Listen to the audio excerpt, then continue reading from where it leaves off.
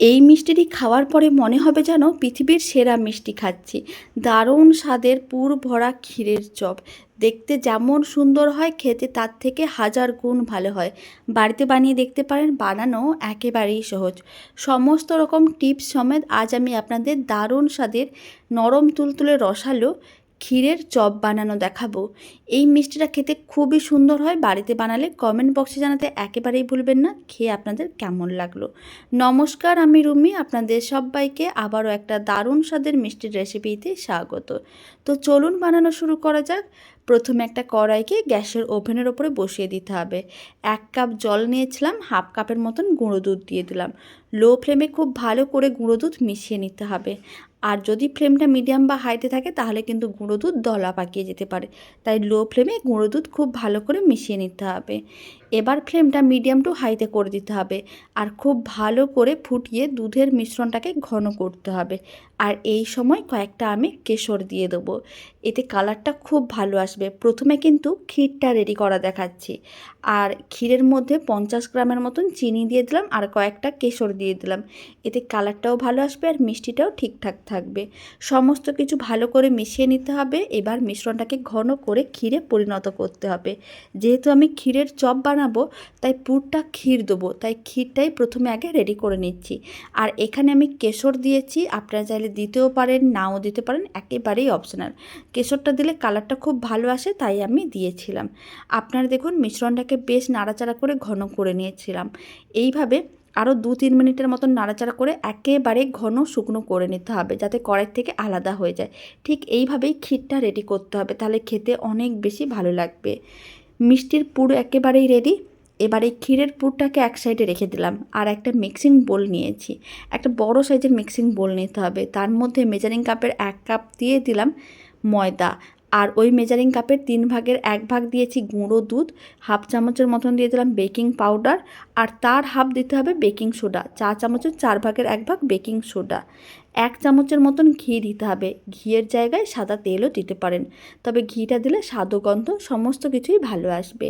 এবার সমস্ত কিছু একসঙ্গে ভালো করে মিশিয়ে এইভাবে ময়দার মধ্যে ময়াম দিতে হবে।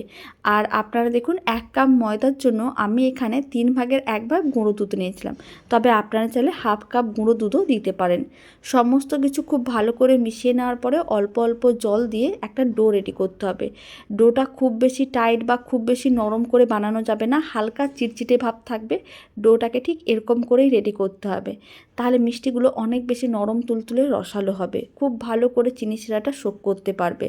আর আপনারা ফার্স্ট টাইম বানালেও একেবারে পারফেক্টভাবেই বানিয়ে নিতে পারবেন। আপনারা দেখুন ডোটা কীরকমই চিটচিটেভাবে রেডি করেছি। আর ডোটা এইভাবে 5 মিনিট রেখে দিলে খুব সুন্দরভাবে রেডি হয়ে যাবে, আর কোনো রকম চিটচিটে ভাবও থাকবে না। এবার চিনি শিরা রেডি করব, তার জন্য আমি পরিমাণ অনুযায়ী চিনি নিয়েছি 1 কাপ। হাফ কাপের মতন জল দিয়ে দেবো, ভালো করে মিশিয়ে নিতে হবে। চিনিগুলো মেল্ট হওয়ার জন্য অপেক্ষা করতে হবে। আর এইভাবে একটু মিশিয়ে নিতে হবে যাতে চিনিগুলো কড়াইয়ের নিচে আটকে না যায়। এবার চিনিগুলো মেল্ট হওয়ার জন্য অপেক্ষা করব। ফ্লেমটা মিডিয়াম টু হাইতে করে দিচ্ছি, এতে অনেক তাড়াতাড়ি চিনিগুলো মেল্ট হয়ে যাবে। আর গোটা 3 এলাচ দিয়ে দেবো, এতে ফ্লেভারটা খুবই ভালো আসবে। এবার ফ্লেমটা মিডিয়াম টু হাইতে 2 থেকে 3 মিনিট রেখে দিচ্ছি, যাতে চিনিগুলো মেল্ট হয়ে যায়। আর এই দিকে 5 মিনিটও হয়ে গিয়েছিল। এখন আমি ডোটাকে আরেকবার ভালো করে মেখে নেব। এবার ডোটার থেকে লেচি কেটে নিতে হবে।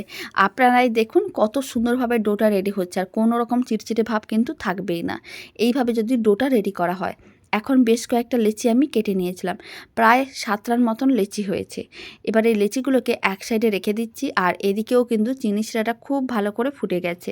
এবার ফ্লেমটা অফ করতে হবে। যখনই দেখবেন চিনি শিরার মধ্যে একটু চিড়চিড়ে ভাব চলে এসেছে, তখন ফ্লেমটা অফ করে চিনি শিরাটাকে এক সাইডে রেখে ঠান্ডা করে নিতে হবে। এবার মিষ্টিগুলো রেডি করে নেব। মিষ্টিগুলো রেডি করার জন্য প্রথমেই আমি লেচিগুলো কেটে নিয়েছিলাম। এবার যটা লেচি কেটেছিলাম সেই লেচির জন্য ঠিক তটা ক্ষীরের বল বানাতে হবে। ঠিক এইভাবে অল্প করে একটু ক্ষীর নিতে হবে, গোল করে নিতে হবে। তারপর একটু এরকমই প্রেস করে চ্যাপটা করে নিতে হবে। আপনারা চাইলে গোল করেও রাখতে পারেন বা প্রেস করে চ্যাপটাও করে দিতে পারেন। তবে আমি এইভাবে বলের আকারে রেডি করে রাখছি, তাহলে মিষ্টিগুলোর মধ্যে পুরটা দিতে অনেক সুবিধা হয়। তারপর একটা লেচি নিয়ে নিতে হবে, লেচিটাকে গোল করে প্রেস করে চ্যাপটা করে নিতে হবে। যেইভাবে পুলি পিঠা বানায় ঠিক সেইভাবে একটা পুলি পিঠার খোল টাইপের বানিয়ে নিতে হবে।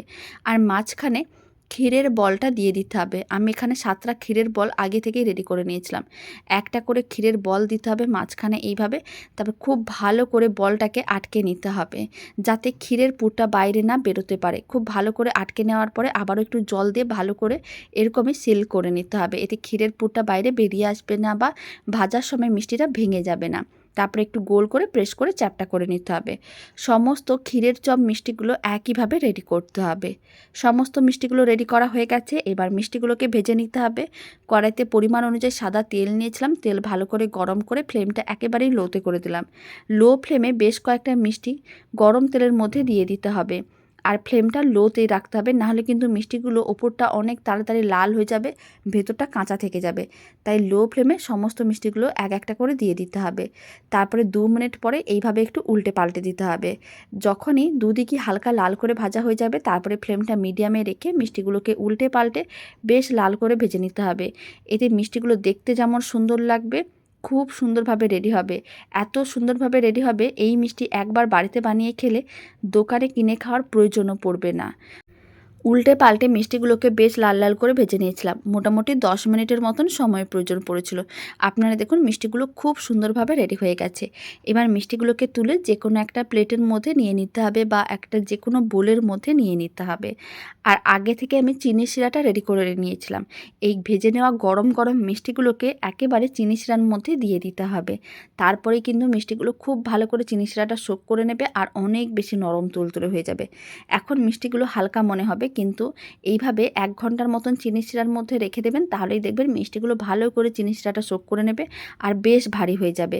তার মানে বুঝে নিতে হবে মিষ্টিগুলো একেবারেই রেডি। 1 ঘন্টা হয়ে গেছে। এবার মিষ্টিগুলো তুলে চেক করে নিলাম। মিষ্টিগুলো বেশ ভারী হয়ে গেছে আর বেশ নরম তুলতুলে হয়েছে। খেতে ভীষণ ভালো হয়। আর এই ক্ষীরের চপ মিষ্টি একবার খেলে এর স্বাদ কোনো দিনও ভুলতে পারবেন না। এখন একটা মিষ্টি কেটেও দেখাচ্ছি। এইভাবে হাফ করে কেটে নিলে মিষ্টিগুলো দেখতে বেশ সুন্দর লাগে। আপনারা চাইলে গোটা গোটাও সার্ভ করতে পারেন, আর নাহলে এরকমই হাফ করে কেটে সার্ভ করে দেখবেন, দেখতে আরও বেশি ভালো লাগবে। দারুণ স্বাদের ক্ষীরের চপ মিষ্টির রেসিপিটা আপনাদের কেমন লাগলো কমেন্ট বক্সে জানাতে একেবারেই ভুলবেন না। তো চলুন ভিডিওটা আমি এখানে শেষ করছি। আপনারা সবাই ভালো থাকবেন, সুস্থ থাকবেন।